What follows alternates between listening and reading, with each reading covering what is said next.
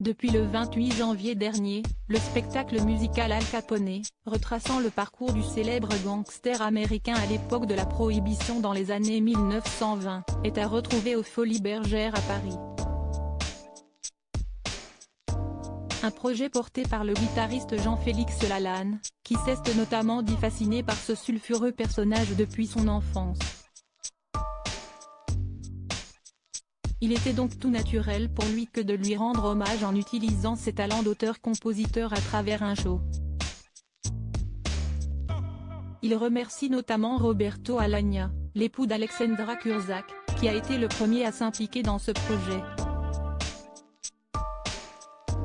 En effet, le célèbre ténor franco-italien, qui a notamment en 40 ans de carrière inscrit à son répertoire plus d'une soixantaine de rôles dont Don José, Lohengrin et Cagno, a été ravi d'être appelé pour ce spectacle.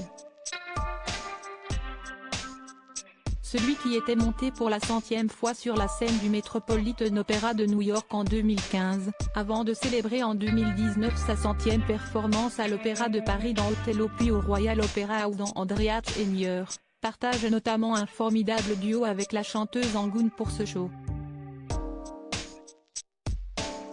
Spectacle musical mais aussi visuel. La maman de Kirana, qui avait notamment atteint le top 1 des prestigieux Billboard Charts aux États-Unis pour la version anglaise de son célèbre titre La Neige au Sahara, fruit de sa collaboration avec le producteur de Céline Dion, vient d'accepter de jouer pour la première fois dans une comédie musicale.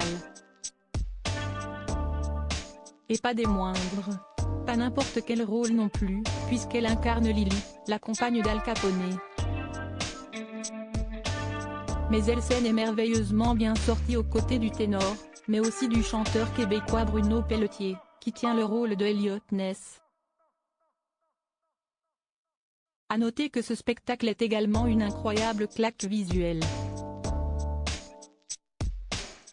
En effet, les costumes sortent tout droit de l'atelier de couture du studio FBG dont le savoir-faire est reconnu des grandes maisons de couture, Céline, Balmain, comme des scènes théâtrales Mugler Follies, The Wild Berlin.